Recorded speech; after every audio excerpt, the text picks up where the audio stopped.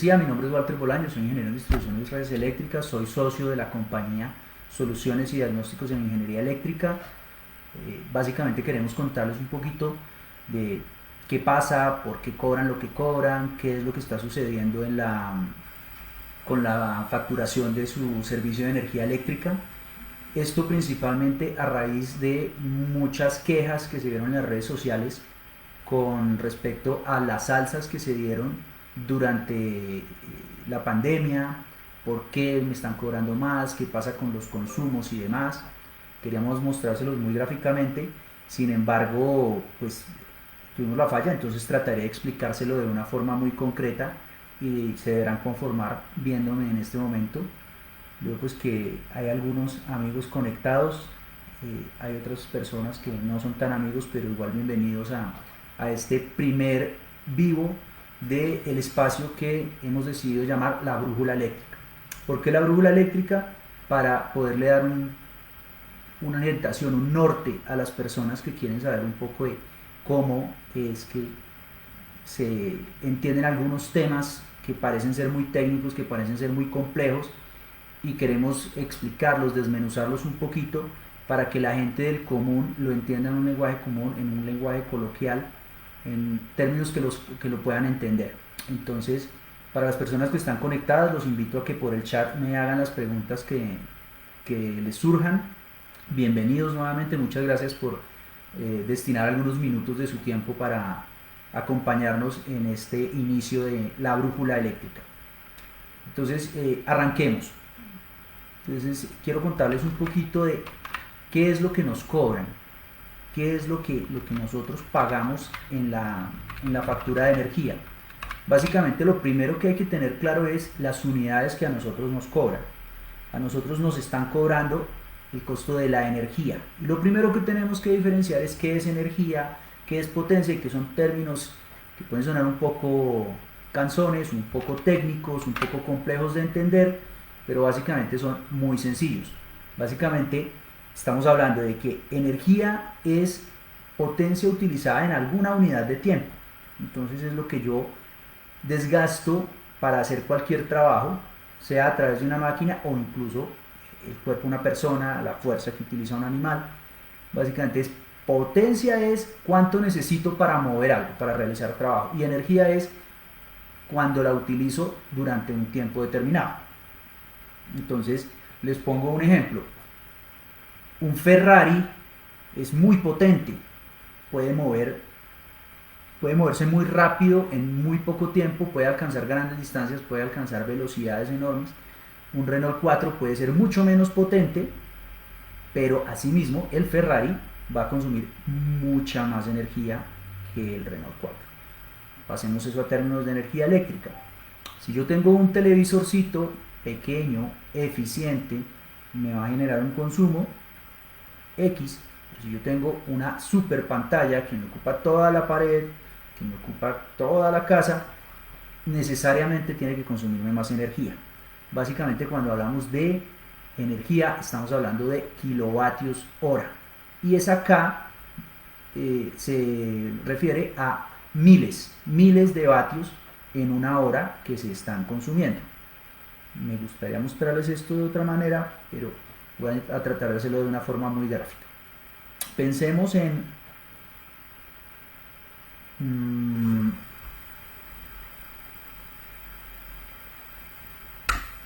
pensemos en una factura de energía que llega por el orden de, voy a revisar aquí mi archivo, una factura de energía puede llegar por el orden de 160, 180 kilovatios hora por mes en un hogar promedio. En el mío está llegando a unos 70. ¿Y cuánto es el costo del kilovatio hora? Entonces entremos en un momento en el costo en lo que es el kilovatio hora. El kilovatio hora o el costo del kilovatio hora se determina a través de unas fórmulas que establece la CREG, la Comisión de Regulación de Energía y Gas.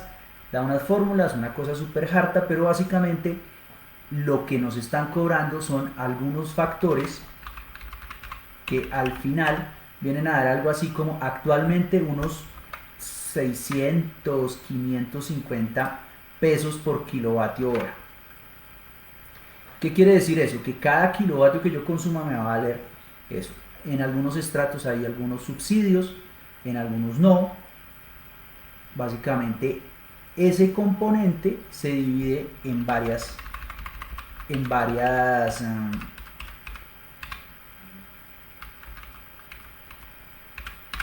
varios conceptos que son los que nos cobran. Los conceptos que nos están cobrando para poder llegar a la energía eléctrica a nuestras casas, tiene que hacer un recorrido desde donde se genera, atravesando montañas, atravesando geografía difícil en el país, a llegar a unos centros de distribución, a la ciudad, a tener una empresa que hace la comercialización, tiene que pagarse algunas pérdidas que se dan, y otros factores que finalmente dan esos 557 kilovatios, 557 pesos por kilovatio hora que nos están cobrando. Entonces vamos a extendernos un poquito. Pensemos en la generación.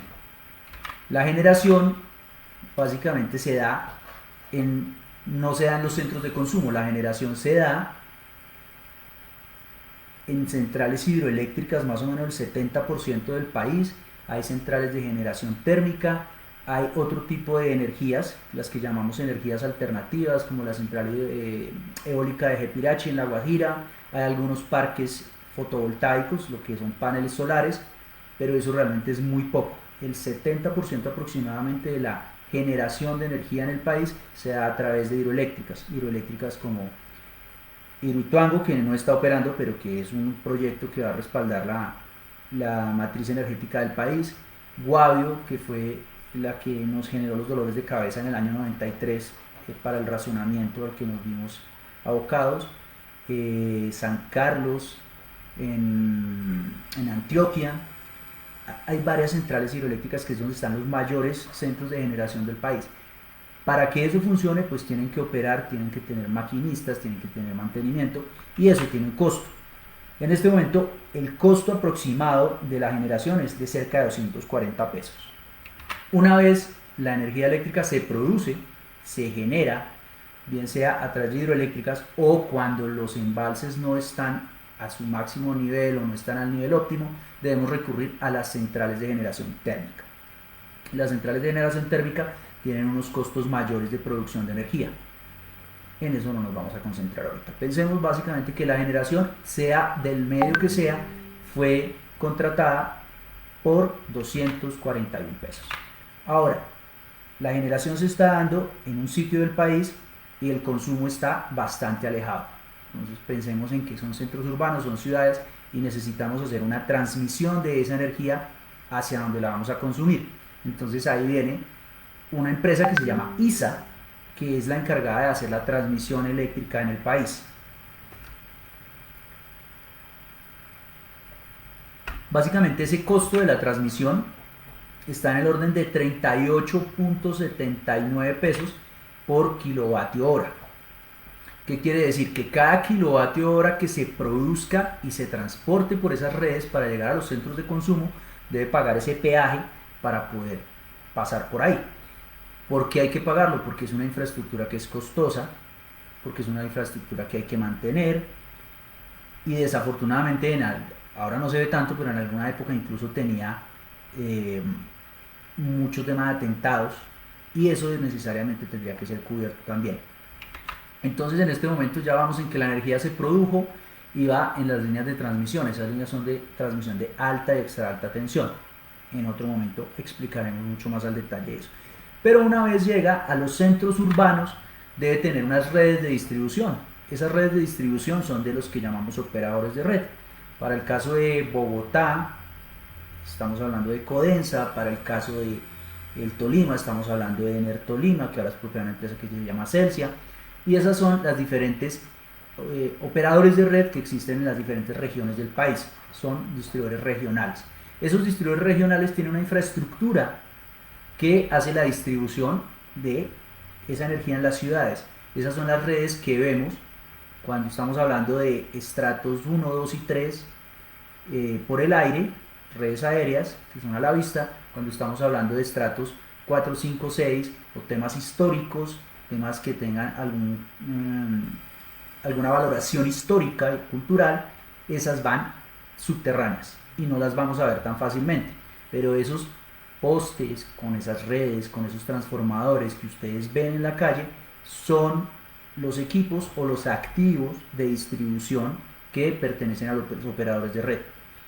El costo de mantener ese tipo de equipos disponibles para poder llevar la energía a nuestros hogares, a nuestras industrias, a nuestras oficinas, es el que se cobra en el componente de distribución. Es alto, 177.39 pesos por kilovatio hora. Hay un segundo ítem, un cuarto ítem. Cuando ya tenemos, entonces vamos viendo el proceso. Ya la generamos, la transmitimos, ahora la vamos a distribuir. Pero esa distribución no podría hacerse si no hay un gestor, si no hay alguien que le pague al que genera, le pague al que transmite, le pague al dueño de las redes, y eso se llama un comercializador. El comercializador naturalmente es el mismo operador de red o es el mismo distribuidor. Sin embargo, en algunos casos y bajo ciertas condiciones, que fue uno de los blogs que nosotros publicamos en algún momento en nuestra página web, por si lo quieren revisar, cuáles son las maneras y la metodología dada para poder hacer ese tipo de cambios, yo puedo cambiar de comercializador y comprarle la energía a otra persona o a otra empresa mejor. Entonces yo simplemente a esa empresa le pago todo el paquete, pero él se encarga de pagarle a cada una de esas unidades de negocio necesarias para que pueda llegar la energía eléctrica a mi hogar. Entonces ahí tengo generación, transmisión, distribución, comercialización, y vienen otros ítems que están asociados a las pérdidas reconocidas o a las pérdidas técnicas y a las pérdidas no técnicas. Resulta que existen pérdidas técnicas que son las que se dan por calentamiento de los cables. Cuando yo genero, desde el punto en el que yo genero y paso por cada una de estas etapas hasta llegar a la conexión de mi computador, a la conexión de mi nevera, a la conexión de mi equipo de sonido, todos esos cables, todos esos conductores se van calentando. No se calientan un montón porque pues, por eso tienen un diseño y están establecidos de tal manera y son seleccionados de tal forma que no vayan a generar peligro. Claro que en algunos casos se sobrecargan y ahí es donde vienen los temas de seguridad, que es por lo que nosotros también trabajamos de cara a nuestros clientes. Entonces, esas pérdidas que se pueden dar por el calentamiento natural que se da en los conductores eléctricos son lo que se llaman pérdidas reconocidas o pérdidas técnicas.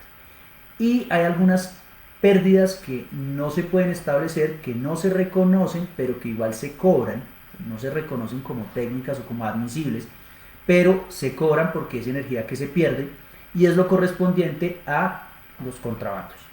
Cuando hablamos de pérdidas estamos hablando de personas inescrupulosas que se conectan y bypassean los medidores, personas que muchas veces tienen negocios en la calle, comerciantes de comida callejera, que se conectan de manera irregular, de manera fraudulenta a las redes eléctricas locales, y ellos no le pagan energía a nadie. ¿Qué sucede? Esa energía la debemos pagar entre todos los demás usuarios porque el operador de red cobra, o el comercializador cobra de manera general lo que él mide, mejor dicho, lo que sale de sus puntos de distribución, y sencillamente él lo cobra. Y si él encuentra que hay pérdidas, él las va a distribuir entre todos los que sí estamos pagando. Por eso es tan importante que cuando se presencien este tipo de cosas, se denuncien, porque además del tema de costos económicos, también genera problemas de seguridad. Una red está diseñada de una manera técnica, se seleccionan los conductores para que transporte la electricidad o la carga, la energía para la que puede hacerlo. Pero si yo la sobrecargo, voy a tener problemas, se me van a calentar los conductores, voy a generar conatos de incendio, y muchas veces esos conatos van a terminar en incendios y pérdidas que pueden incluso ser tragedias, pérdidas de vidas humanas. Pensemos en una autopista que está diseñada para que fluyan un número de carros que permitan que eso más o menos ande, y que nunca se amplíe y que se le empiezan a meter muchos más usuarios, muchos más carros, va a colapsar. Exactamente lo mismo pasa con los conductores eléctricos. Si no los sabemos manejar, si no los llevamos, si no los seleccionamos y los mantenemos para que sean seguros y funcionen de forma eficiente, nos van a generar pérdidas económicas, nos van a generar situaciones inseguras y nos pueden generar accidentes y tragedias, cosas muy graves. Entonces, básicamente eso es lo que nos están cobrando con las facturas de energía eléctrica. Eso es lo que nos muestra. ¿Qué es lo que sucede? Nosotros debemos validar cuánto nos está cobrando por kilovatio hora y multiplicarlo por nuestro consumo. Si nosotros sospechamos que tenemos algún consumo por debajo de lo que nos están cobrando, deberíamos estar haciendo revisiones en nuestros medidores de validar desde una fecha el número que nos da ahí contra otra fecha, otro número que nos marque, hacer la resta, y esos son los kilovatios hora que tenemos nosotros consumidos. En las facturas de energía eléctrica dice los periodos de consumo, o sea, desde cuándo se tomó una medición y cuándo se tomó la otra, y cuál es la diferencia que da el número de kilovatios hora consumidos. Entonces, si tenemos alguna duda, podemos hacer ese seguimiento y contra la factura, es decir, si nos están cobrando del 10 de junio al 10 de julio, pues entonces hagamos esa misma revisión, nosotros podemos validarlo, tomamos nota en nuestro medidor. Sin embargo, normalmente esos medidores no tienen problemas. Normalmente el problema puede estar adentro. El problema puede ser porque mi nevera no es eficiente, porque por ejemplo, los decodificadores de los servicios de televisión se calientan de una manera excesiva y todo eso es energía perdida. Entonces, ¿cuáles tips se pueden dar para esos ahorros de energía? Mantener, por ejemplo, las neveras muy limpias, en muy buen estado, no demasiado pegadas a las paredes, porque no permite que haya circulación del aire caliente y eso significa que van a consumir más energía. Lo que siempre se ha dicho, planchar una sola vez por semana, reunir toda la ropa, porque estar encendiendo y apagando estos equipos que son de alta carga genera consumos adicionales. Validar que mi iluminación realmente funcione bien distribuida y que sea no necesariamente ahorrador o no necesariamente LED, sino que sea eficiente. Hay que tener un concepto muy claro, y es que la eficiencia no es el que consuma menos, sino el que haga mejor su trabajo con menos recursos. Entonces yo puedo tener una luminaria que consume un poco más, pero que me da muy buena iluminación, o puedo tener una luminaria que consume un poco menos, pero que realmente no me está cubriendo las necesidades, entonces tengo que poner una segunda. Y eso también me puede determinar que la vida útil no sea la mejor y tenga que comprar más seguido y estar cambiando, y todo eso me genera costos. Básicamente a eso me refiero cuando son tips para poder ahorrar energía, que podríamos verlo en otro video, poder estar conversando de tips mucho más específicos. Entonces ya con esto pues vamos terminando, a pesar de que nos colgamos un poco en el inicio, pues quiero dejar un espacio para que las 14 personas que están conectadas puedan hacer algunas preguntas. Entonces por aquí voy a empezar con una pregunta de María del Carmen. María del Carmen, muchas gracias por acompañarnos. ¿Cuánto cuesta instalar una lámpara que trabaje con luz solar para alambrar una entrada a la finca? ¿Cuánto cuesta instalar una lámpara? Bueno, este no es el tema de la charla que tenemos hoy, del vivo. Sin embargo, instalar una lámpara pues realmente depende de las condiciones que yo tenga para poderla instalar. Cuando hablamos de energía solar, o sea que trabaje con un panel, existen por ejemplo luminarias de alumbrado público que pueden costar desde 2 hasta 5 o 10 millones de pesos, dependiendo de lo que yo necesite. Si tú lo que necesitas es para una finca, seguramente habrá soluciones mucho más sencillas que pueden oscilar entre, no sé, 200.000, 300.000, 400.000, 1.000.000, pero todo depende del producto. Realmente ahí no hay muchos problemas con el costo de la instalación, porque si son con paneles propios, simplemente yo la instalo y va a estar ahí cargada. ¿Qué es lo que sucede cuando hablamos de iluminación?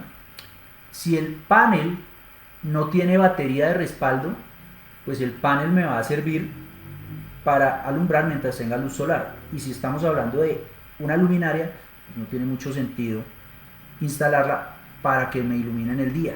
Entonces tendría que mirar cómo son los sistemas de almacenamiento para que puedan funcionar en la noche. Realmente ahí hay que dirigirse mucho más a buscar la información de los equipos que pueden estar disponibles. Si te parece, nos puedes dejar la inquietud y buscamos una manera de orientarte hacia empresas que se dediquen a comercializar este tipo de productos para que te puedan dar una asesoría. Dani Ordóñez nos pregunta, ¿las duchas eléctricas consumen mucho? El tema de mucho o poco realmente es un tema subjetivo, pero voy a tratar de dar una respuesta muy concreta. De los equipos que tienen más consumo, más potencia en un hogar son las planchas, los hornos microondas y las duchas eléctricas, efectivamente. Estas duchas pueden estar por el orden de unos 2.500, 3.000 vatios, quiere decir 2 kilovatios. Quiere decir que cada hora acumulada de consumo o de uso de estas duchas está consumiendo 2 kilovatios hora o 3 kilovatios hora. Entonces, no es cosa del otro mundo si la saben utilizar, pero si digamos la familia es grande, si hay 5 miembros en la familia y cada uno se toma media hora en la ducha, pues estamos hablando de que son 5 por 3, 15, 150 minutos que están las personas ahí. 150 minutos es una hora y media, entonces son de 2 a 5 kilovatios o kilovatios hora que se consume esa ducha diario, si es esa familia. Entonces ahí puede haber una gestión, se puede recomendar otro tipo de producto para el tema del calentamiento de agua. Teníamos programado terminar sobre las 6:30, nos retrasamos un poco con el inicio, pero pues vamos a ir dándole cierre a nuestro primer vivo de la brújula eléctrica sobre qué nos cobran en la factura de energía eléctrica. Muchas gracias a las personas que se conectaron con nosotros. Es muy agradable saber que tenemos algo de audiencia a pesar que apenas estamos empezando con este canal. Recuerden, síganos en nuestras redes sociales, aparecemos como Sodinlec o @Sodinlec.